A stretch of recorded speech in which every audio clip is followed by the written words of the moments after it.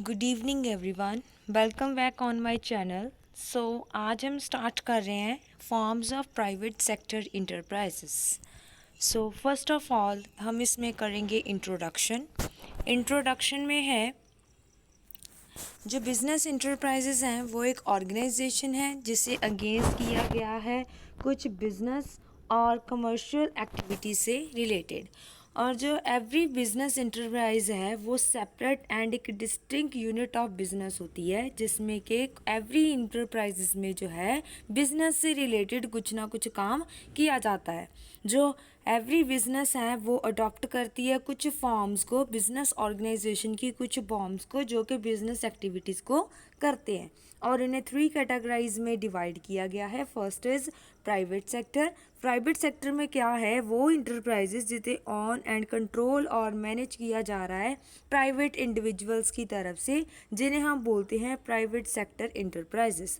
और ये वाली इंटरप्राइजेस जो है इनका मेन मोटिव होता है प्रॉफिट को अर्न करना। जैसे इसकी एग्जांपल है Reliance India limited and Tata company etcetera.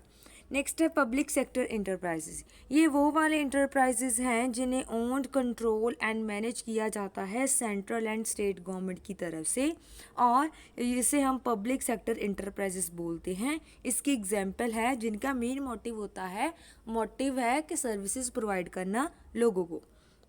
जैसे कि प्राइवेट सेक्टर का मोटिव होता है सिर्फ प्रॉफिट को अर्न करना, और उसी तरह ही जो पब्लिक सेक्टर होता है उसका मेन मोटिव होता है सर्विसेज को देना।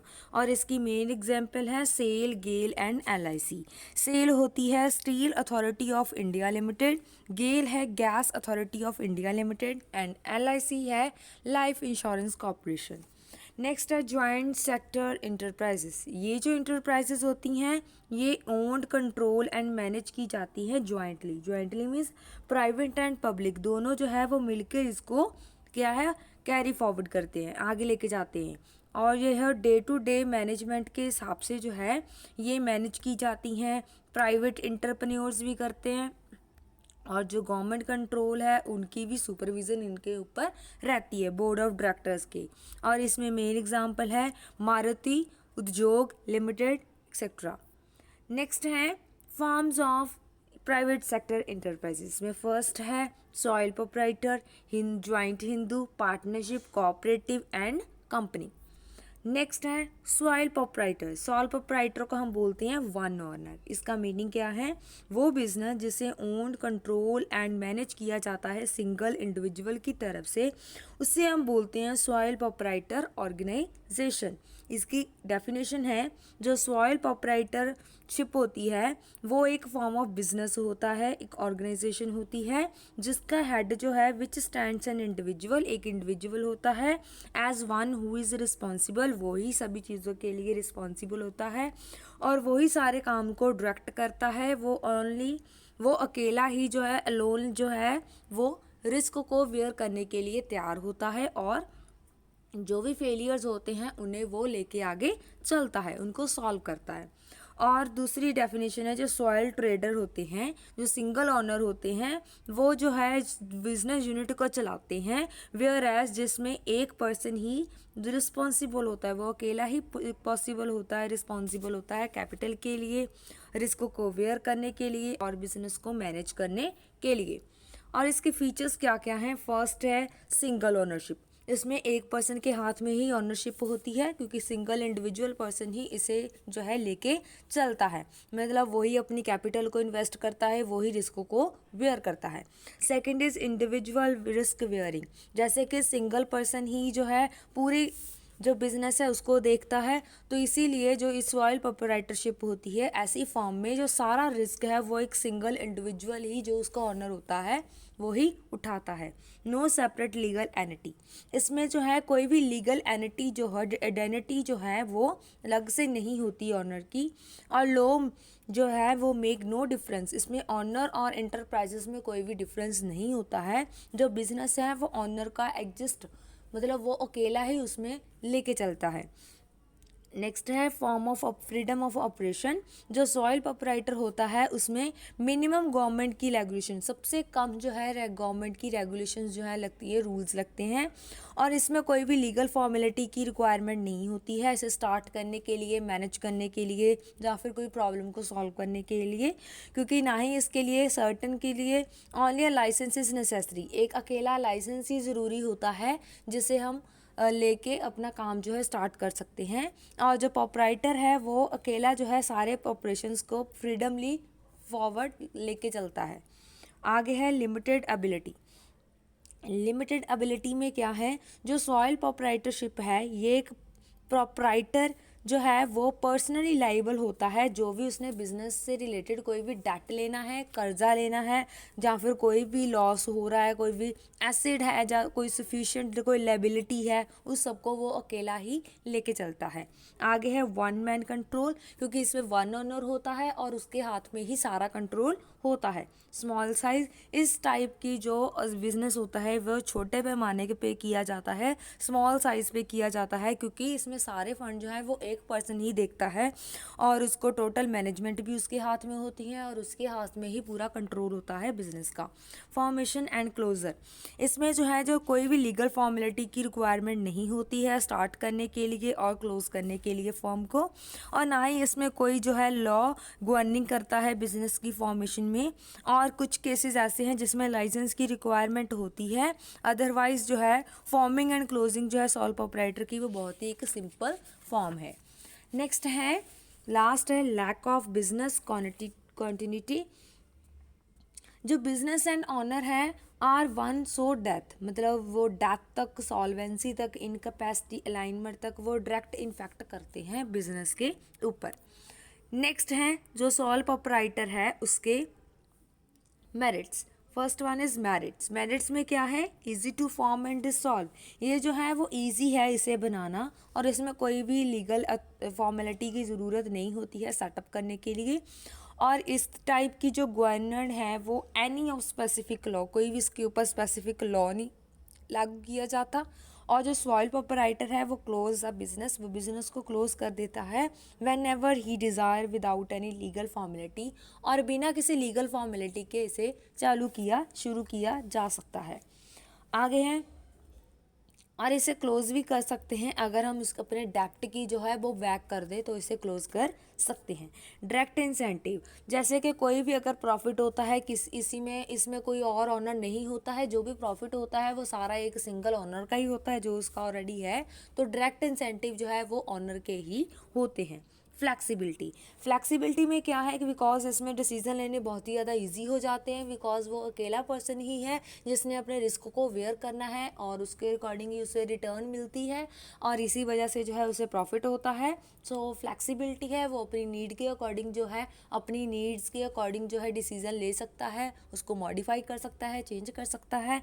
नेक्स्ट है soil beneficiary of the profits. इसमें जो बेनिफिट है वो सिंगल ओनर का है, जो कि ऑलरेडी वन सिंगल ओनर है, तो सारा प्रॉफिट जो है उसका बेनिफिट जो है उस सिंगल को ही अनोनली मिलता है। नेक्स्ट है पर्सनल टच। इसमें जो है सॉइल प्रोप्राइटर फॉर्म में जो है सारे काम जो है वो कैरी फॉरवर्ड किए जाते हैं एक पर्सन की तरफ से।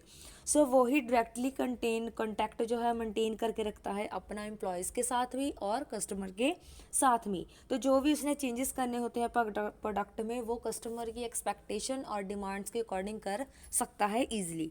इंडिपेंडेंट कंट्रोल, इंडिपेंडेंट कंट्रोल में क्या है, इसमें जो है जो सारा टोटल कंट्रोल होता है वो एक पर्सन के हाथ में ही होता है जो कि प्रोप्राइटर होता है, और वो कम्प्लीटली जो है एक्शन को कम्प्लीटली इंजॉय करता है और वो जो है ऑल द अथॉरिटीज़ जो है उसके अकॉर्डिंग जो है डिसीजन लेता है, क्योंकि सारी अथॉरिटी उसके हाथ में ही होती है बिजनेस की। सो वो फुली फ्रीडमली जो है इंडिपेंडेंट होके जो है डिसीजन लेता है। नेक्स्ट है suitable for small scale operation. अगर हम स्मॉल स्केल मीन्स ज़्यादा बड़े पैमाने पे काम नहीं कर रहे हैं, तो छोटे बिजनेस को ही चला रहे हैं, तो उस टाइप के बिजनेस में जो है ये सबसे ज़्यादा बेनिफिशियल है, परफेक्ट है। तो जिसमें जो है सूटेबल है ये बिजनेस, जिसमें जो है एक अकेला पर्सन जो है वो फ्रीली सेल्फ एम्प्लॉय होकर जो है अपॉर्चुनिटी को ऑप्ट कर सकता है। एंड नेक्स्ट है डीमेरिट्स। डीमेरिट्स में क्या है, लिमिटेड रिसोर्सेज। इस टाइप के जो फाइनेंस होता है, जो फॉर्म होती है, वो फाइनेंस लिमिटेड होती है उनके पास, क्योंकि वो सिंगल पर्सन है तो उसे सिंगल को ही सारा रिस्क जो है वेयर करना पड़ता है, वॉरिंग्स लेने पड़ते हैं, तो वो जो है लिमिटेड रिसोर्सेज को ही लेके चलता है। तो इसलिए ये जो फंड्स होते हैं वो सफिशिएंट नहीं होते, ना ही मीडियम स्केल के लिए और ना ही लार्ज स्केल के लिए। So there is only small scale, suitable for only for small scale businesses. And next है अनलिमिटेड लायबिलिटी, और वो सिंगल पर्सन ही है जो सारे डेप्ट को लेके चलता है, आगे बोरो करता है मनी, ताकि अपनी बिजनेस को कैरी फॉरवर्ड कर सके। तो उसके लिए जो है उसकी जो लायबिलिटीज़ है वो लिमिटेड ही होती हैं, जितनी उसकी कैपेबिलिटी होती है वो उसके अकॉर्डिंग ही लायबिलिटीज़ को वेयर कर पाता है। नेक्स्ट है लिमिटेड मैनेजरियल स्किल्स, और जो वो एक पर्सन ही सारा काम करता है तो जितनी उसके पास मैनेजरियल, जितना भी वो मैनेजमेंट की स्किल उसके पास होगी उसके अकॉर्डिंग ही उसको वो लेके चलेगा।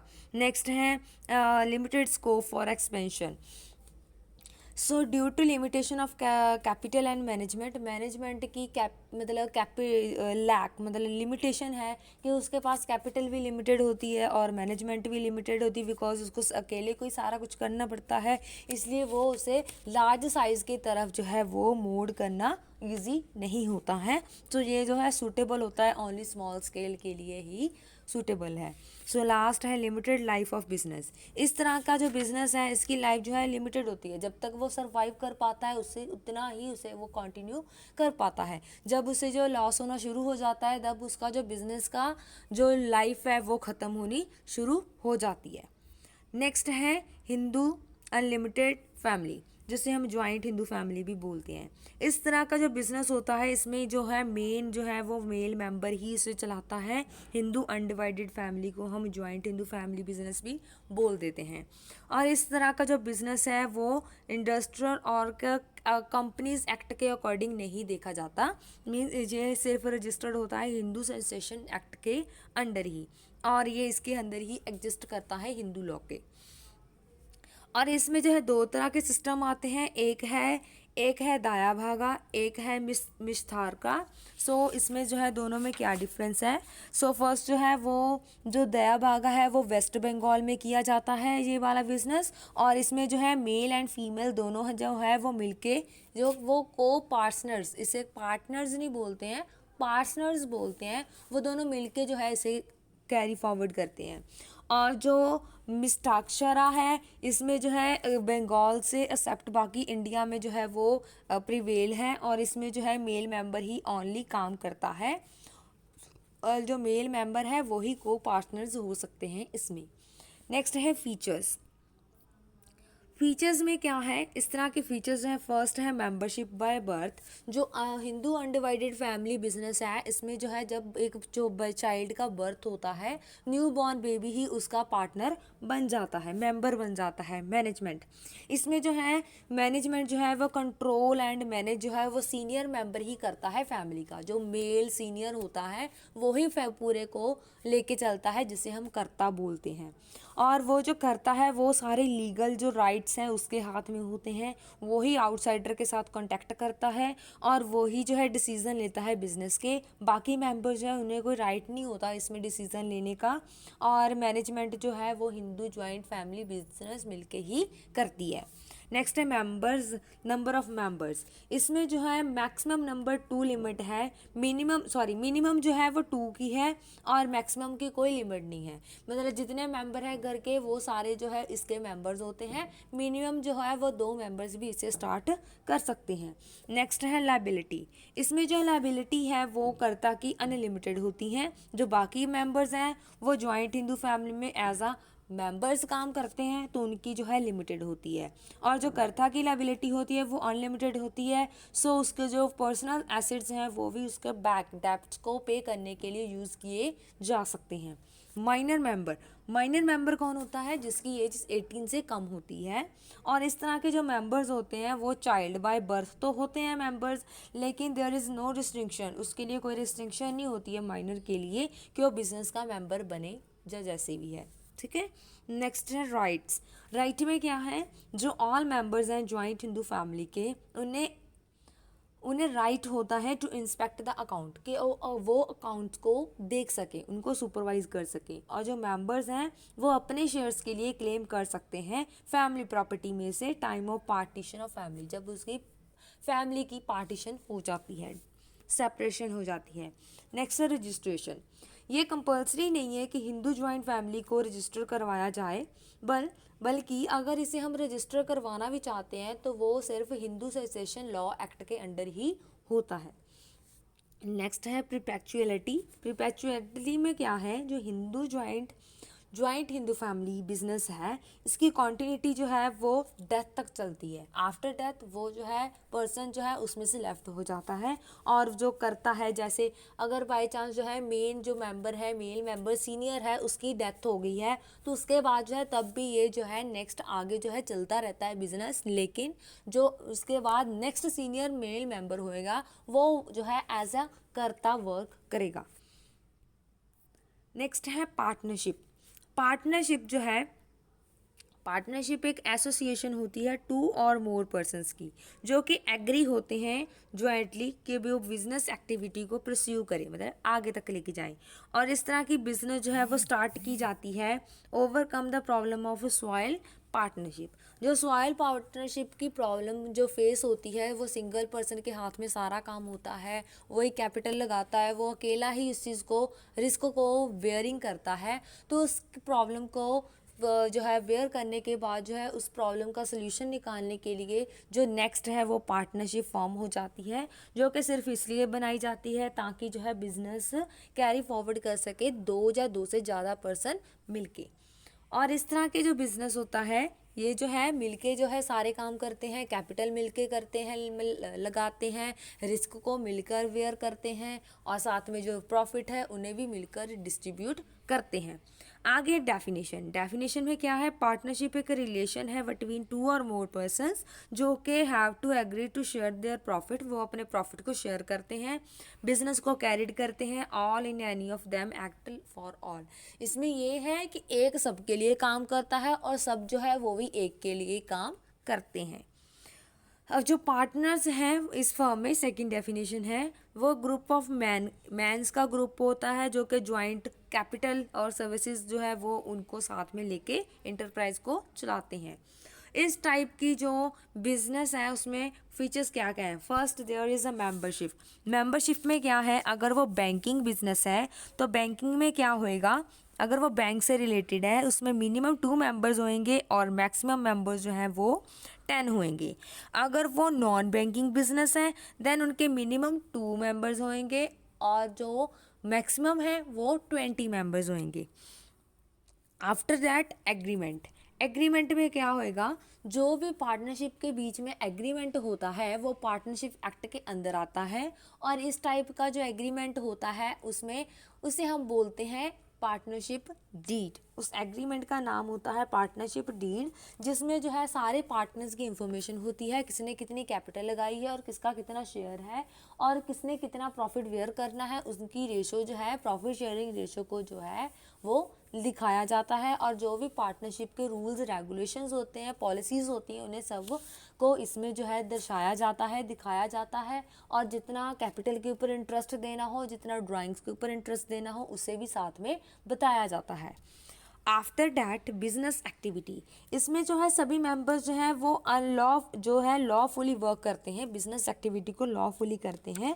जो भी जैसे रूल्स एंड रेगुलेशंस बिजनेस के लिए चाहिए वो सारे इसमें फॉलो किए जाते हैं, विच इज़ लीगल, जो कि लीगल होते हैं। मेन मोटिव यही है कि जो लीगल है, मेन यही चीज़ है कि जो लीगली वर्क करते हैं, जो लीगली रजिस्टर्ड होते हैं, वो ही जो है इसमें रूल्स एंड रेगुलेशंस को फॉलो किया जाता है। Next is profit sharing. जो प्रॉफिट शेयरिंग है इसमें क्या होता है, अगर जो है आपने एक एग्रीमेंट तैयार किया है तो जो उस एग्रीमेंट में आपने प्रॉफिट शेयरिंग रेशो को डिसाइड किया गया है तो उसी रेशो के अकॉर्डिंगली आप जो है प्रॉफिट को डिस्ट्रीब्यूट करते हो। अदरवाइज़ अगर आपने कोई भी एग्रीमेंट नहीं बनाया है पार्टनरशिप के लिए, सो इसमें क्या होता है, तो आप जो है इक्वली जो सभी पार्टनर्स हैं वो एक दूसरे के साथ जो है जितना भी प्रॉफिट होएगा उसी इक्वली डिस्ट्रीब्यूट करेंगे। आगे है लायबिलिटी। लायबिलिटी में क्या है, इसमें सारे पार्टनर्स की जो लायबिलिटी है, मेंबर्स की जो लायबिलिटी है वो अनलिमिटेड होती है। जो पार्टनर्स है वो इंडिविजुअली एंड कलेक्टिवली लाइबल होते हैं, वो जो डेट है, वो जो कर्जा है फर्म का, उसे पे करने के लिए at the time of loss. अगर लॉस हो गया है, if the firm's assets are not sufficient, अगर जो है फर्म की जो एसेट्स है वो सफिशिएंट नहीं है पे करने के लिए, तो जो क्रेडिटर्स होते हैं कैन हैव क्लेम, तो हम क्रेडिटर से जो है वो क्लेम कर सकते हैं। जैसे उन्हें हम क्लेम कर सकते हैं ओवर द पर्सनल प्रॉपर्टीज, जिसके मीन्स के अगर हमारी कंपनी के कुछ क्रेडिटर्स हैं जिन्हें हमने पे करना है, जिनको हमने पे करना है, तो वो हमसे क्लेम कर सकते हैं कि हम जो पार्टनर्स की पर्सनल प्रॉपर्टी होती है उससे वो अपने डेट को क्लियर करवा सकते हैं। आगे है म्यूचुअल एजेंसी रिलेशनशिप। इसमें जो क्या है, एवरी जो पार्टनर है वो ऑनर भी है और फर्म का एजेंट भी है, और जो फर्म का एजेंट होता है फॉर अदर पार्टनर्स, मतलब दूसरे पार्टनर्स के लिए वो एक एजेंट भी है। और जो एक्ट करता है एक पर्सन, वो बाइंडिंग ऑन अदर पार्टनर, वो दूसरे पार्टनर को भी साथ में लेके बाइंड करके चलता है। जो हर पार्टनर होता है टू टेक पार्ट, वो मैनेजमेंट के लिए काम करता है और एंटर इनटू कांटेक्ट, और दूसरे बाहर वाले लोगों के साथ भी, आउटसाइडर के साथ भी जो है वो कांटेक्ट में आता है। और जो कांटेक्ट साइन किया जाता है एक पर्सन की तरफ से, और वो दूसरे पर्सन के साथ जो है उसे साइन किया जाता है। और जो पार्टनरशिप बिजनेस होता है वो सभी पार्टनर्स के एक साथ ही कैरी फॉरवर्ड किया जाता है, और एक पार्टनर जो है वो दूसरे पार्टनर्स के बिहाफ के ऊपर जो है वो काम करता है। आगे है नॉन ट्रांसफरेबिलिटी ऑफ शेयर्स। इसमें क्या है कि जो पार्टनर्स होते हैं, कोई भी पार्टनर जो है वो अपने पार्टनर के, मतलब जो अपना शेयर है उसे ट्रांसफ़र नहीं कर सकता दूसरे पर्सन को, एनी अदर पर्सन। और ही कैन डू, वो सिर्फ ओनली तब ही कर सकता है अगर दूसरे पार्टनर्स की कंसेंट हो। बिना किसी पार्टनर के कंसेंट के वो किसी दूसरे पर्सन को अपना शेयर नहीं दे सकता। नेक्स्ट है रजिस्ट्रेशन। इसकी जो रजिस्ट्रेशन होती है वो कंपल्सरी नहीं होती है कि वो खुद में ही रजिस्टर हो, लेकिन ये अगर जो है पार्टनर्स जो है फर्म को रजिस्टर करवा रहे हैं तो वो जो है सर्टेन एडवांटेजेस है उस रजिस्ट्रेशन के, बिकॉज उसमें जो है अगर वो रजिस्टर करवाते हैं, एक तो वो लॉफुली हो जाता है, दूसरी चीज़ ये है कि अगर कोई बाद में ऑफेंस होता है वो एज अ प्रूफ जो है वो शो कर सकता है, ताकि वो आर्बिट्रेटरी, मतलब जो भी उनके अगर कोई कन्फ्लिक्ट हो रहा है तो उस कन्फ्लिक्ट को कवर अप किया जा सके। नेक्स्ट है मैनेजमेंट। इसमें मैनेजमेंट में क्या है, जो सारे पार्टनर्स हैं वो अलाउ करते हैं कि पार्टनरशिप फर्म को मैनेज किया जाए, और वो जो है स्पेसिफाइक वर्क एरिया ईच पार्टनर की तरफ से एक पार्टनरशिप डीड में जो है वो एक्सप्लेन कर दिया जाता है कि कौन से टाइप की जो एक्टिविटी है वो कौन सा पर्सन करेगा, और कौन सा पर्सन जो है किस टाइप की एक्टिविटी को मैनेज करेगा, किस टाइप का काम करेगा। इसमें कि जो है वो पार्टनरशिप डीड में किया जाता है, और जो सारे डिसीजंस होते हैं वो सभी पार्टनर्स मिलके जो है वो लेते हैं। नेक्स्ट है टाइम पीरियड। टाइम पीरियड जो है वो सारे पार्टनर्स का जो है कॉन्टिन्यूसली ऐसे चलता ही रहता है। अगर वो एंड करना चाहते हैं तो वो 2 टाइम पे ही एंड होता है, चाहे तो वो एक पार्टनर रिटायर होके जा रहा है फर्म से, या फिर एक पार्टनर जो है उसकी डेथ हो गई है, उस टाइम पे जो है टाइम पीरियड वो देखते हैं कि अगर एक पर्सन की डेथ हो गई है कि उसके बाद जो है उन्होंने पार्टनरशिप फॉर्म को कैरी फॉरवर्ड करना है जहाँ उसको बाइंडिंग अप करना है, तो it's depend upon that partners. Next है पार्टनरशिप फॉर्म के मेरिट्स। फर्स्ट है इजी टू फॉर्म। इससे इजी है फॉर्म करना क्योंकि इसमें कोई भी लीगल फॉर्मेलिटीज़ की रिक्वायरमेंट नहीं होती है, एंड इवन अगर रजिस्ट्रेशन भी होती है वो भी कंपलसरी नहीं होती अकॉर्डिंग टू पार्टनरशिप एक्ट। आगे है लार्ज फिनेंशियल रिसोर्सेज। इसमें जो है जितने ज़्यादा पार्टनर्स होंगे उतनी ज़्यादा इसमें फिनेंशियल की प्रॉब्लम एडवांटेज मिलेगा, क्योंकि सभी पार्टनर जो आएगा वो अपना शेयर लेके आएगा, कैपिटल लेके आएगा, जिससे जो है कंपनी को, बिजनेस को, फर्म को जो है एक प्रॉफिट होएगा। नेक्स्ट है रिस्क शेयरिंग। इसमें जो है सभी पार्टनर्स मिलके शेयर करते हैं। अगर वो जो है रिस्क अगर बाई चांस उन्होंने कोई भी उसकी रेशो नहीं प्रिपेयर की है, कोई भी रेशो नहीं बनाई है, तो वो उसके अकॉर्डिंग जो है वो सारे पार्टनर्स जो है इक्वली जो है वो रिस्क को वेयर करते हैं और उसके जो है लाइबल होते हैं पे करने के। नेक्स्ट है डिवीजन ऑफ वर्क। इसमें जो है सभी पार्टनर्स के बीच में जो है जो काम है वो डिवाइड हो जाता है, सभी पार्टनर जो है वो मिलके काम करते हैं और उनका जो काम है वो ईजिली डिवाइड हो जाता है ताकि वो ईजिली मैनेज किया जा सके और कंट्रोल किया जा सके। मोटिवेशन, अगर कोई पार्टनरशिप फर्म में जो है प्रॉफिट, जैसे कि जो पार्टनरशिप फर्म में है जो सारे पार्टनर जो है वो शेयर करते हैं प्रॉफिट को, है ना, जितना भी उनको दिया जाता है, और उनके वर्क के लिए उन्हें एक्स्ट्रा मोटिवेशन भी दी जाती है जिससे वो और अच्छा प्रॉफिट अर्न कर सकें, अपनी प्रॉफिटेबिलिटी को आगे बढ़ा सकें और जो है उसकी कैपेबिलिटी को भी इंक्रीज़ कर सके ताकि बिजनेस को जो है आगे से अच्छा फॉरवर्ड किया जा सके। नेक्स्ट है सिक्योरिटी। सिक्योरिटी क्या है, इसमें सीक्रेसी भी रखी जाती है, जैसे कि पार्टनरशिप फर्म के कोई रिक्वायरमेंट नहीं होती कि वो कोई अकाउंट्स को प्रिपेयर करे, लेकिन अगर वो जो है देयर फॉर अफेयर, अगर पार्टनरशिप फर्म में रिमेन अगर कोई वो सीक्रेट रखना चाहते हैं तो उसे भी वो लेके रख सकते हैं। नेक्स्ट है ऑन द अदर हैंड, अगर कोई जो पार्टनरशिप फर्म है वो एक्टिविटीज़ को लेके चलती है, कैरिड करके चलती है, तो ओनली उस टाइम के ऊपर जो है हम ये मेजर डिसीजन ले सकते हैं कि there are no chance to leakage, वो ट्रेड के आज जो सीक्रेट्स है उसे कोई लीकेज मतलब बाहर नहीं उन्हें शेयर किया जाए। फ्लैक्सिबिलिटी, फ्लैक्सिबिलिटी में क्या है कि अगर पार्टनरशिप जो है चाहे जो साइज़ है वो चेंज करना चाहते हैं, कैपिटल जो है वो चेंज करना चाहते हैं, वो अपनी नीड के अकॉर्डिंग चेंज कर सकते हैं। नेक्स्ट है मोर स्कोप ऑफ एक्सपेंशन। इसमें एक्सपेंशन का ज़्यादा से ज़्यादा स्कोप है। एक्सपेंशन मीन्स हम अपनी बिजनेस को अगर वो स्मॉल स्केल के ऊपर भी चला रहे हैं तो उसको लार्ज तक भी लेके जा सकते हैं बेनिफिशियली। डीमेरिट्स क्या है, फर्स्ट इज़ अनलिमिटेड लायबिलिटी। सभी पार्टनर्स की इसमें अनलिमिटेड लायबिलिटी होती है, सभी जो है इन केस ऑफ लॉस, अगर लॉस होता है partners will not only loss their, वो अपनी बिजनेस प्रॉफिट के साथ साथ अपनी पर्सनल प्रॉपर्टी को भी जो है वो लॉस में ले जाते हैं। आगे है नो ट्रांसफ़र ऑफ शेयर्स। इसमें ट्रांसफ़र जो है एक पार्टनर जो है दूसरे पार्टनर मतलब बाकी पार्टनर्स की परमिशन के बिना किसी और पर्सन को अपना शेयर ट्रांसफ़र नहीं कर सकता है। कन्फ्लिक्ट, इसमें जो है कन्फ्लिक्ट होने की ज़्यादा होती है क्योंकि डिफरेंट बैकग्राउंड से आते हैं, डिफरेंट फैमिलीज होती हैं जिसके कारण उनमें कन्फ्लिक्ट जो है वो होने का ज़्यादा डर रहता है। अनसर्टिनिटी, जो रिस्क है वो अनसर्टन होता है क्योंकि डेथ किसी भी टाइम पे हो सकती है और इंसॉल्वेंसी भी हो सकती है, तो जिसके कारण जो है इनमें अनसर्टिनिटी होती है एक पार्टनर की कैपेबिलिटी के अकॉर्डिंग। नेक्स्ट है risk of a mutual agency. जो ये कॉन्ट्रैक्ट होता है वो बस sign by any one person, ऐसे भी दूसरे पर्सन की प्रिंसिपल ऑफ म्यूचुअल एजेंसी, अगर एक पर्सन एक पार्टनर के आधार पर एजेंट के तौर पर दूसरा पार्टनर जो है उसे साइन कर सकता है। So lack of public confidence, इसमें जो है पब्लिक कॉन्फिडेंस का मतलब पब्लिक का बहुत कम कॉन्फिडेंस होता है इस टाइप की बिजनेस में, क्योंकि पब्लिक जो है उनके ऊपर ट्रस्ट नहीं होता, फेथ नहीं होता बिजनेस फर्म के ऊपर, बिकॉज उनके जो अकाउंट्स हैं, जो एनुअल रिपोर्ट्स होती हैं वो पब्लिश नहीं की जाती हैं। So people do not have interest, इसलिए पीपल्स का इनके ऊपर इंटरेस्ट जो है वो कम होता है। और इस टाइप में जो है पार्टनर्स कितने टाइप के होते हैं, एक्टिव पार्टनर होता है, स्लीपिंग पार्टनर होता है, सीक्रेट पार्टनर होता है, नॉमिनल होता है एंड माइनर होता है।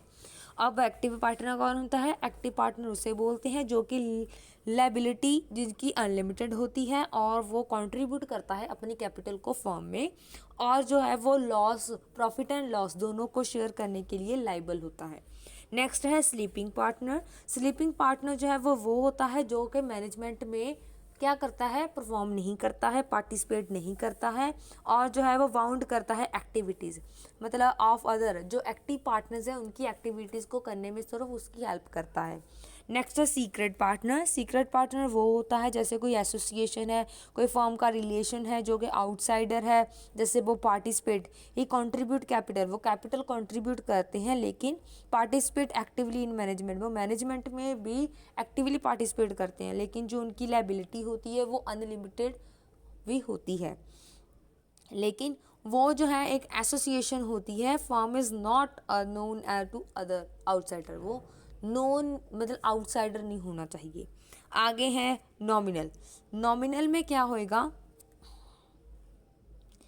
नॉमिनल में क्या होएगा, ये वाला जो पार्टनर है वो रियल पार्टनर नहीं होता है, और जो पार्टनर होता है इस टाइप का वो कंट्रीब्यूट भी नहीं करता कैपिटल में, ना ही वो मैनेज करता है, और ना ही उसकी लिमिटेड अनलिमिटेड लायबिलिटी होती है, और ना ही वो प्रॉफिट एंड लॉस में कोई भी शेयर को लेके चलता है। बल्कि इस टाइप का जो पार्टनर होता है वो ओनली लेंड करता है अपने नेम पे, मतलब एक फर्म की बेनिफिट, फर्म का बेनिफिट रहता है, मतलब कि वो एक उसकी रेपुटेशन के अकॉर्डिंग, मतलब वो अपनी रेपुटेशन बनाता है, बस उसका नेम यूज़ करता है, तो वो लाइबल होता है वो दूसरों से डेट लेने के लिए।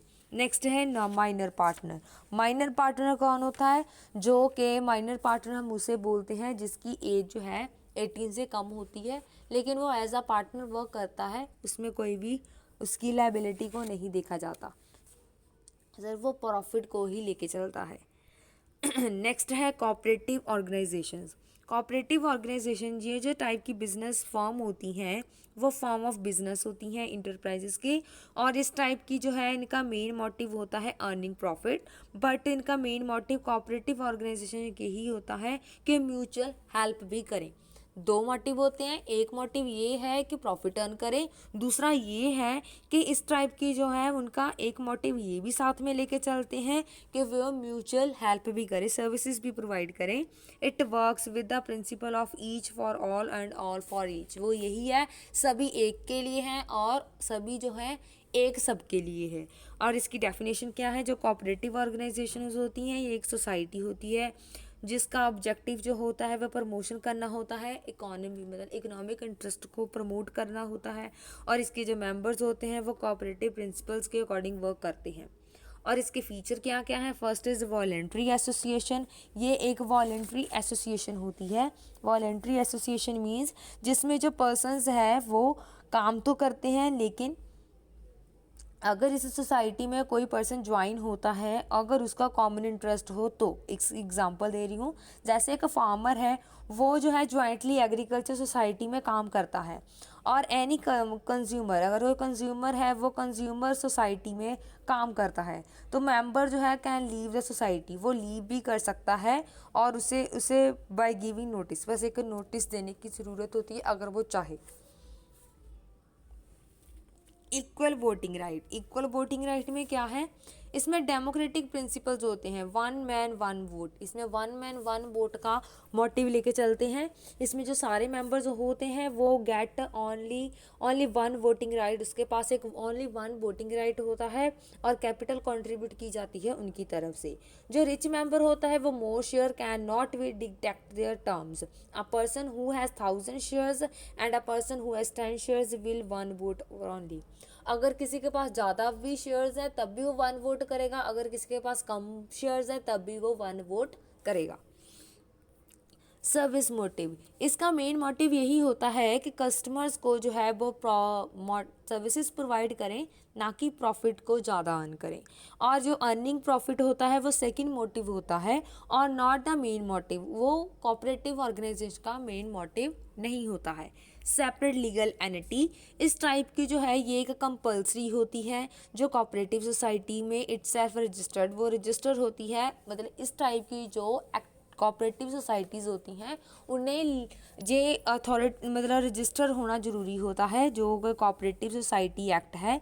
आफ्टर रजिस्ट्रेशन के बाद जो है जो कोऑपरेटिव ऑर्गेनाइजेशंस होती हैं get a separate legal entity, वो एक सेपरेट लीगल एंटिटी को लेके चलती हैं, जिसका मतलब यही है कि कोऑपरेटिव सोसाइटी जो है वो कंसीडर की जाती है सेपरेट फ्रॉम इट्स मेंबर, वो अपने मेंबर से सेपरेट लेके चलते हैं, और ये जो है बाय एंड सेल कर सकते हैं प्रॉपर्टी की इन इट्स ओन नेम, अपने नेम के ऊपर, और कैन एंटर इनटू कॉन्ट्रैक्ट, और कॉन्ट्रैक्ट में अपने नेम के साथ आ सकते हैं। अगर डेथ हो जाती है, इंसॉल्वेंसी हो जाती है, या फिर मेंबर की इनकैपेसिटी देखी जाती है, डजंट इफेक्ट, वो कोऑपरेटिव सोसाइटी को इफ़ेक्ट नहीं करती है। मीन्स के इसमें जो कोऑपरेटिव सोसाइटी में वो बाय एंड सेल कर सकता है प्रॉपर्टी की एक पर्सन अपने नेम के साथ, बट जो है अगर उसकी डेथ हो जाती है, इंसॉल्वेंसी हो जाती है उसकी प्रॉपर्टी की, या उसे लॉस हो जाता है किसी चीज़ का, उससे पूरी सोसाइटी को कोई इफेक्ट नहीं पड़ता है। नेक्स्ट है डिस्ट्रीब्यूशन ऑफ सरप्लस। इसमें जो है जो प्रॉफिट होता है कोऑपरेटिव सोसाइटी का वो डिस्ट्रीब्यूट नहीं होता किसी भी कैपिटल की, जैसे उन्होंने जितनी कैपिटल लगाई है उसके हिसाब से by each member, distribution according to dealing of members with the society. वो उनका जो प्रॉफिट है वो इस हिसाब से किया जाता है कि वो किस तरह डील करते हैं सोसाइटी के साथ। अगर एक मेंबर जो है उसने लेस कैपिटल लगाई है लेकिन वो शेयर ज़्यादा ले रहा है ट्रांजैक्शन के अकॉर्डिंग, दैट मीन्स वो डीलिंग अच्छी कर रहा है कोऑपरेटिव ऑर्गेनाइजेशन में। फॉर एग्जांपल है जैसे कि कंज्यूमर कोऑपरेटिव है तो वो consumer who made more purchase, जैसे कि वो ज़्यादा बेनिफिट लेता है अगर वो ज़्यादा परचेज कर रहा है तो। Next is merits. मेरिट्स में क्या है, फर्स्ट मेरिट है इजी टू अर्न। इसे अर्न करना बहुत इजी हो जाता है, वेरी सिंपल प्रोसेस है। अगर ओनली 10 एडल्ट मेंबर्स जो हैं वो उनका कॉमन इंटरेस्ट है are required to form it, वो इसे बना सकते हैं। और जो रजिस्ट्रेशन है वो उसका प्रोसीजर कोऑपरेटिव ऑर्गेनाइजेशन का बहुत ही ज़्यादा ईजी होता है and does not involve any legal formality. इसमें कोई लीगल फॉर्मेलिटी की ज़रूरत नहीं होती है। लिमिटेड लाइबिलिटी, इसमें जो सभी कोऑपरेटिव के जो मेंबर्स होते हैं उनकी लाइबिलिटीज़ जो है वो लिमिटेड होती हैं, चाहे उसने कंट्रीब्यूशन जितनी ज़्यादा लगाई हो। Eight the time of loss, अगर वो लॉस के टाइम पे बात करें तो जो क्रेडिटर्स होते हैं कैन नॉट क्लेम, वो क्लेम नहीं कर सकते हैं उनकी पर्सनल प्रॉपर्टी के लिए। नेक्स्ट है कॉन्टिन्यूटी। कॉन्टिन्यूटी में क्या है, ये जो है कोऑपरेटिव सोसाइटीज़ जो होती हैं वो सेपरेट लीगल एग्जिस्टेंस करके चलती हैं। अगर वो डेथ हो जाती है, इंसॉल्वेंसी हो जाती है तो उससे सोसाइटी पे कोई भी इफेक्ट नहीं पड़ता है। नेक्स्ट है डेमोक्रेटिक सेटअप। डेमोक्रेटिक सेटअप में क्या होता है, डेमोक्रेटिक होता है लोगों की जिसमें लोकतंत्रता हो। तो जो कोऑपरेटिव सोसाइटी होती हैं वो एक डेमोक्रेटिक सिस्टम के हिसाब से काम करती हैं and they are based on, ये बेस होती हैं principle of one man one vote के ऊपर। चाहे एक पर्सन के जितने भी उसके शेयर्स हों, जितना ज़्यादा उसने कंट्रीब्यूशन किया हो, लेकिन उनको राइट जो है वो इक्वल राइट ही मिलता है कि एक पर्सन ने एक ही वोट करनी है, उससे ज़्यादा नहीं करनी है। नेक्स्ट है ओपन मेंबरशिप। इसमें ओपन मेंबरशिप होती है, लिमिटेड नहीं होती है, तो ना ही इसमें कोई कास्ट, क्रीड एंड रिलेशन से रिलेटेड कोई भी रिस्ट्रिक्शन होती है। जो सारे पर्सन है वो ज्वाइंटली जो मतलब कि वो अपने डिज़ायर के अकॉर्डिंग अपनी इच्छा अनुसार जो है वो ऐड हो सकते हैं और लीव कर सकते हैं। आगे है इकोनॉमिकल फंक्शनिंग। ये जो कोऑपरेटिव ऑर्गेनाइजेशंस होती हैं वो थोड़ी सी इकोनॉमिकल होती हैं। सो एज द एक्टिविटी, जैसे भी वो एक्टिविटी है बाय द मेंबर्स दैमसेल्फ, जैसे भी वो खुद से अपनी एक्टिविटी को परफॉर्म कर रहे हैं, परचेज कर रहे हैं गुड्स को, रॉ मटेरियल को, मिडल मैन को लिमिटेड करके वो रॉ मटेरियल लेके आ रहे हैं, बेच रहे हैं और लेस कॉस्ट वेयर कर रहे हैं। उस हिसाब से उन्हें जो है लार्ज स्टॉक के हिसाब से मतलब मेंटेन करते रखते हैं अपनी सोसाइटी में अपनी लेवल को। तो जो कोऑपरेटिव ऑर्गेनाइजेशन होती है वो लार्ज स्टॉक को अवेलेबल नहीं रखती है अपने पास ड्यू टू कैश ट्रेडिंग में होती है, तो इसलिए there is no bad debts. इसी कारण क्योंकि सारा काम कैश में होता है इसमें, जिसके कारण जो है इनके बैड डेट्स जो है वो नहीं होते हैं, मतलब उनके जो पैसे हैं वो डूबते नहीं हैं। जो साथ ही वैसे कि वो सेविंग करते हैं इस चीज़ से, एडवर्टाइजमेंट करने से, सेलिंग एक्सपेंस करने से वो अपने आप को वो सभी चीज़ों से सेव करके चलती हैं। Next is social utility. इसमें जो है सोशल जस्टिस होती है उन्हें प्रमोट किया जाता है, म्यूचुअल कोऑपरेशन को देखा जाता है और ये प्रमोट करते हैं सेल्फ हेल्प के लिए, और मॉरल वैल्यू जो है मेंबर्स के बीच में जो है वो इंक्रीज़ की जाती हैं। और ये जो ऑर्गेनाइजेशंस होती हैं वो प्रिवेंट करती हैं construction of economic power in a few hands.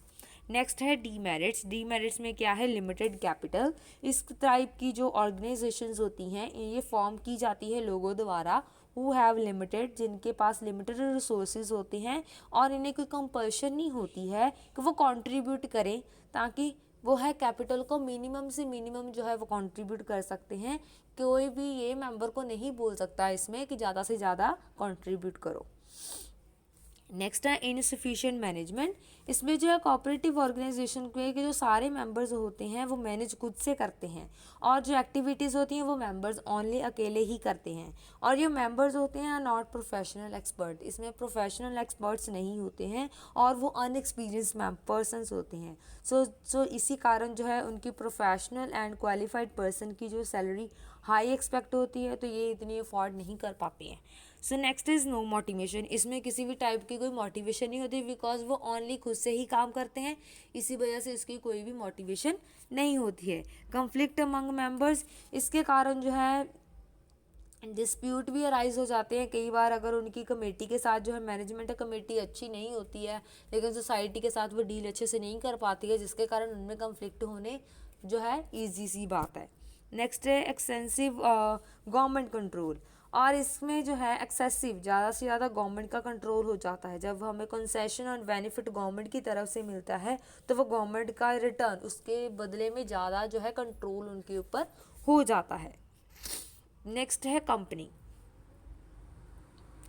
Company में क्या है, जो कंपनी जो है वो फॉर्म की जाती है is considered to be the most suitable for organisation business activity, मतलब ज़्यादा जो है बिजनेस एक्टिविटी वो लेके चलते हैं लार्ज स्केल के ऊपर। और इस टाइप की जो एडवांटेज होती है वो ह्यूज कैपिटल, मतलब ज़्यादा से ज़्यादा कैपिटल को पब्लिक से जो है वो अट्रैक्ट करती हैं। और साथ में जो है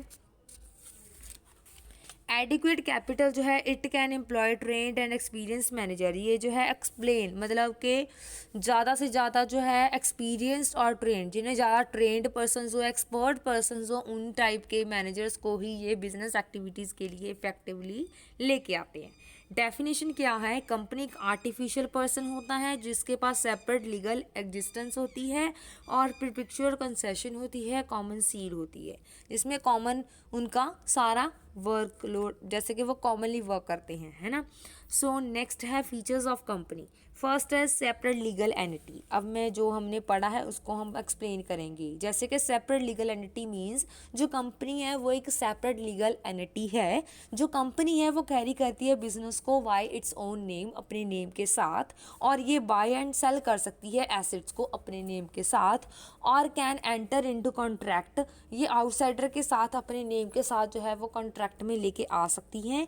और जो कंपनी का नेम है वो separate individual, company and its member they are separate, वो दोनों सेपरेट होते हैं इंडिविजुअली। आर्टिफिशियल पर्सन, जो मैं कंपनी है वो एक फिजिकल बॉडी नहीं होती है, नेचुरल ह्यूमन बीइंग की तरह नहीं होती है, ये जो है एक आर्टिफिशियल पर्सन होती है जो कि क्रिएट की जाती है लॉ की तरफ से।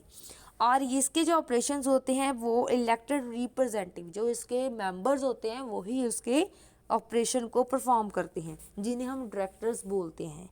और ऑल दो उनके साथ साथ जो है बिजनेस जो है वो रन किया जाता है नेम ऑफ कंपनी, जो बिजनेस है वो कंपनी के नेम से ही रन आउट किया जाता है, मेंबर्स के नेम के साथ नहीं किया जाता। सो आगे है रजिस्ट्रेशन। इस टाइप की जो रजिस्ट्रेशन होती है, मतलब कंपनीज़ को रजिस्ट्रेशन होती है वो कंपल्सरी होती है।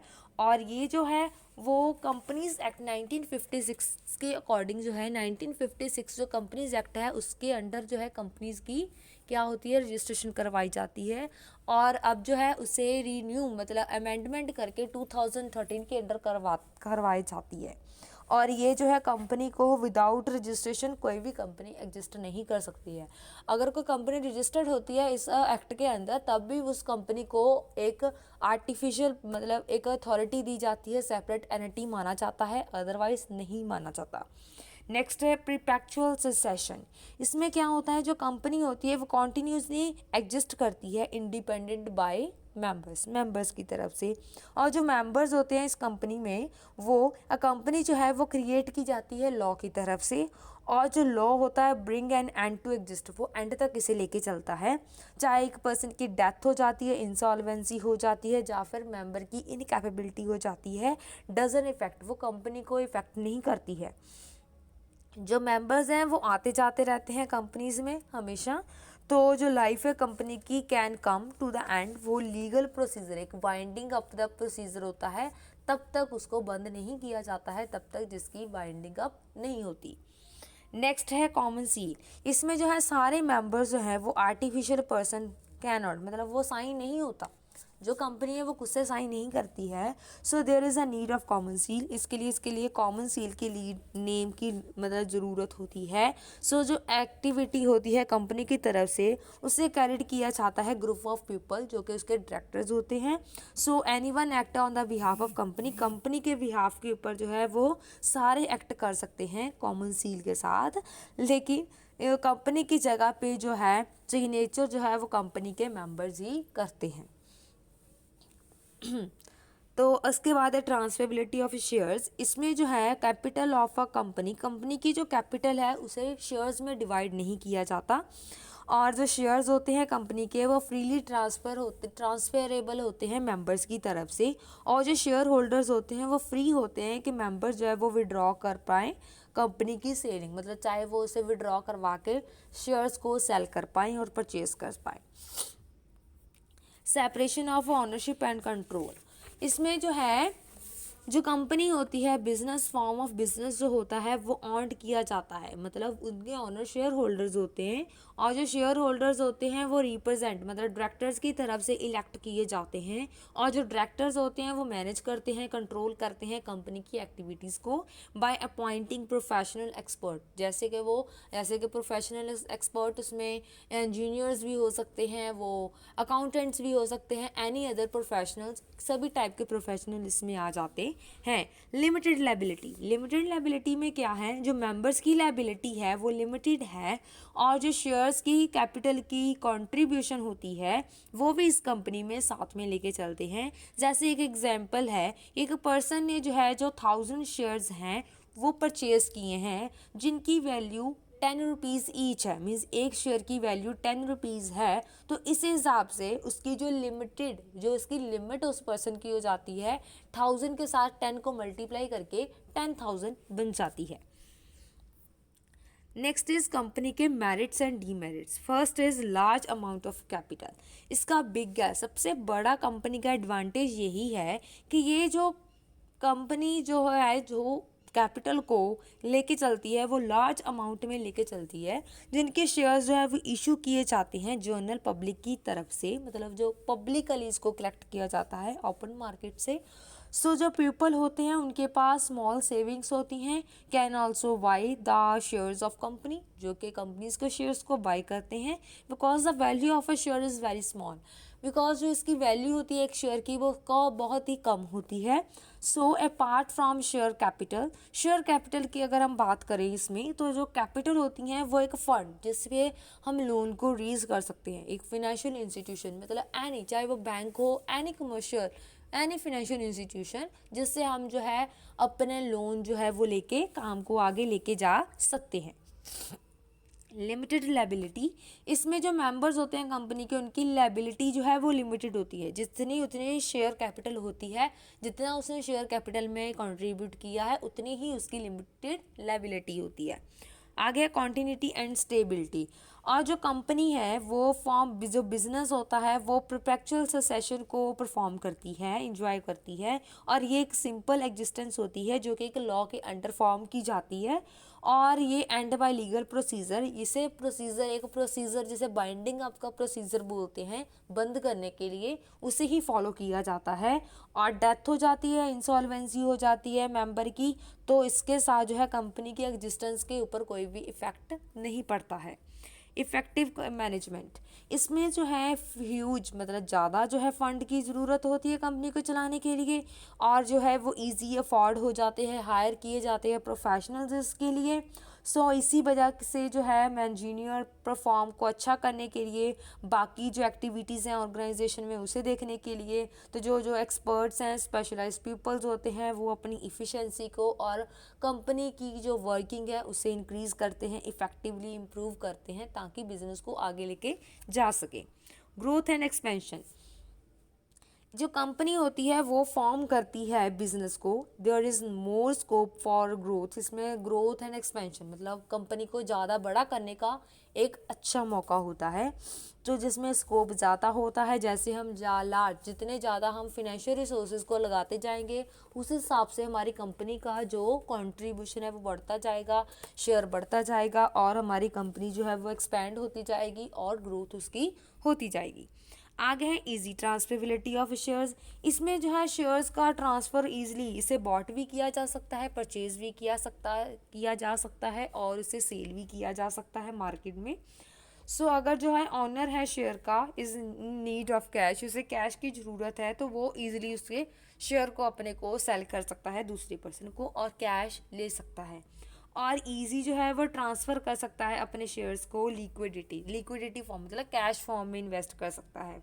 और eight the time of share investment, अगर हमने शेयर को इन्वेस्टमेंट करता है तो उसे कैश में कन्वर्ट करवा के जो है अपनी अमाउंट को ईजी बाय भी कर सकते हैं। पब्लिक कॉन्फिडेंस, जो जनरल पब्लिक है उनका मोर इंटरेस्ट होता है और कॉन्फिडेंस होता है company as compare to partnership की तरफ से। सो जो रीज़न है इस कंपनी में पब्लिश करने का, एनुअल अकाउंट्स होते हैं, रिपोर्ट्स होती हैं, फ्यूचर प्लान्स होते हैं। तो जैसे बजट तैयार करते हैं तो उसके लिए जो फाइनेंशियल साउंडनेस, मतलब जो उसकी फाइनेंशियल रिसोर्सेज होते हैं उनके आधार पर ही, उनके बेस्ड ही हम जो है फ्यूचर की प्लानिंग को लेके चलते हैं। आगे है सोशल रिस्पॉन्सिबिलिटी, और ये जो है लार्ज कंपनीज जो होती हैं वो सोशल रिस्पॉन्सिबिलिटी को भी साथ ही साथ लेके चलती हैं, लोगों के वेलफेयर के लिए भी काम करती हैं, जिसमें जैसे स्कूल्स इस्टेब्लिश कर देती हैं, कॉलेजेस बना देती हैं, यूनिवर्सिटीज़ बना देती हैं, हॉस्पिटैलिटीज़ मतलब हॉस्पिटल्स बना देती हैं, होटल्स बना देती हैं, या फिर कोई ट्रेनिंग सेंटर्स बना देती हैं, जिसके साथ जो है वो सोसाइटी की हेल्प हो सकती है। डीमेरिट्स क्या है? Lengthy and expensive legal procedure. इस चीज़ को करने के लिए, कंपनी को बनाने के लिए जो है एक बहुत ही लंबा जो है एक प्रोसीजर को फॉलो किया जाता है, जिसे हम लीगल प्रोसीजर बोलते हैं, जिसमें जो है बहुत सारे टाइप की परमिशंस को लेना पड़ता है और एक्टिविटीज़ को लेके, एक्सपर्ट्स को लेके हायर किया जाता है और फीसिस चार्ज किए जाते हैं रजिस्ट्रेशन के लिए। तो इसलिए जो रजिस्ट्रार में जाके उससे अलग से डिपॉजिट करवाना पड़ता है, जो उसकी एग्रीमेंट्स होते हैं, डॉक्यूमेंट्स होते हैं कंपनी के। सो इसकी वजह से जो है इसका प्रोसीजर जो है वो बहुत ही ज़्यादा लेंथी हो जाता है। लैक ऑफ मोटिवेशन, इसमें जो है कंपनी जो है मैनेज की जाती है, ऑनर्स की तरफ से नहीं होती है, बट इसे मैनेज किया जाता है एक प्रोफेशनल मैनेजर्स की तरफ से। और ये जो मैनेजर्स होते हैं गेट सैलरी, वो सिर्फ सैलरी गेट करते हैं अपनी सर्विसेज प्रोवाइड करने पर, बट उनका कोई डायरेक्ट रिलेशन नहीं होता कोई रिवॉर्ड की तरफ या कुछ एफर्ट्स की तरफ। तो इनमें मोटिवेशन बिल्कुल ज़ीरो हो जाती है। सो लैक इन डिसीजन, जो कंपनीज ऑर्गेनाइजेशंस होती हैं वो इम्पॉर्टेंट डिसीजन लेती हैं, वो बोर्ड मीटिंग में ली जाती है, जिसमें जनरल पब्लिक को कोई भी वैल्यूएशन नहीं दी जाती इतनी। सो जो वंस अगर कोई भी डिसीजन लिया जाता है तो उसको कम्युनिकेट कर दिया जाता है हर पर्सन को, which is again in lengthy procedure, जो कि बहुत ही ज़्यादा लेंथी प्रोसीजर है।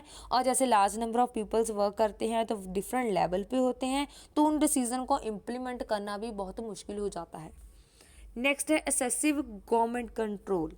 इसमें जो है गवर्नमेंट का कंट्रोल सबसे ज़्यादा होता है, ज़्यादा होने के कारण क्योंकि ये कंपाइल होता है, इसमें लार्ज लीगल वेरियस टाइप की, बहुत टाइप की लीगल फॉर्मेलिटीज़ को फॉर्मुलेट किया जाता है, स्टेजेस पे लेके जा सकते हैं और इसमें साथ पेनल्टीज़ भी, ऑफेंस भी लगाए जा सकते हैं, जिसमें जो है फाइल रिटर्न अगर नहीं की है, फाइल रिटर्न मीन्स के जैसे हम बोल देते हैं कि उसने टैक्स के लिए कोई भी रिटर्न नहीं फिल की है, इनकम टैक्स के लिए, तो एनुअल रिपोर्ट्स जो है वो भी अच्छे से तैयार नहीं की गई हैं, तो जिसके कारण जो है वो क्या हो जाता है, गवर्नमेंट का कंट्रोल इसके ऊपर ज़्यादा हावी हो जाता है। कन्फ्लिक्ट इन इंटरेस्ट, अगर कंपनी जो है उसमें वेरियस ग्रुप्स, अगर कंपनी में अलग अलग ग्रुप होते हैं, शेयर होल्डर्स के, डिबेंचर होल्डर के, एम्प्लॉयज़ के, डायरेक्टर्स के, सो जिसके कारण जो है ईच ग्रुप जो है वो उनका डिफरेंट इंटरेस्ट होता है। फॉर एग्जांपल जैसे कि डिबेंचर होल्डर है तो उनका मेन इंटरेस्ट यही है कि उन्होंने जो है इंक्रीज़ करना है, वेयर एज मतलब अपना इंटरेस्ट इंक्रीज़ करवाना है। अगर शेयर होल्डर हैं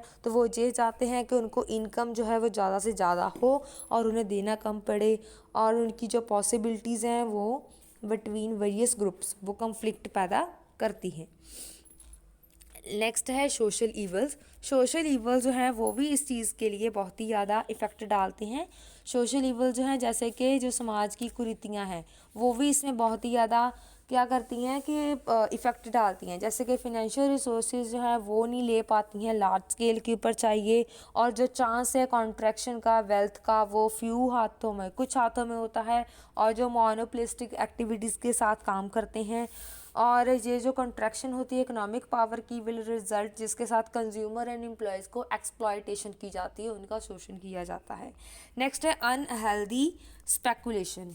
इसमें क्या होता है अनहेल्दी स्पेकुलेशन में, स्पेकुलेशन होती है सट्टेबाजी, जिसमें अनहेल्दी होता है इंक्रीज़ और डिक्रीज़ किए जाते हैं प्राइजेस शेयर्स की। जो कंपनी की ऑर्गेनाइजेशन होती है तो जो डायरेक्टर जो हैं वो प्रॉफिट को बनाते हैं, मैनिपुलेट करते हैं प्राइजेस के साथ, तो उसके साथ साथ जो है वो फंक्शनिंग तो परफॉर्म करते हैं उनके अकॉर्डिंग, इंफॉर्मेशन के according, and they make a use of this information to know when prices of security, जैसे कि जो उनकी सिक्योरिटीज़ होती हैं उनके प्राइजेस को इंक्रीज़ किया जाता है, डिक्रीज़ किया जाता है, मतलब बढ़ाया घटाया जाता है, जिसके साथ जो सिक्योरिटीज़ की जो है वो बाइंग एंड सेलिंग की जाती है और उन्हें प्रॉफिट अर्न किया जाता है।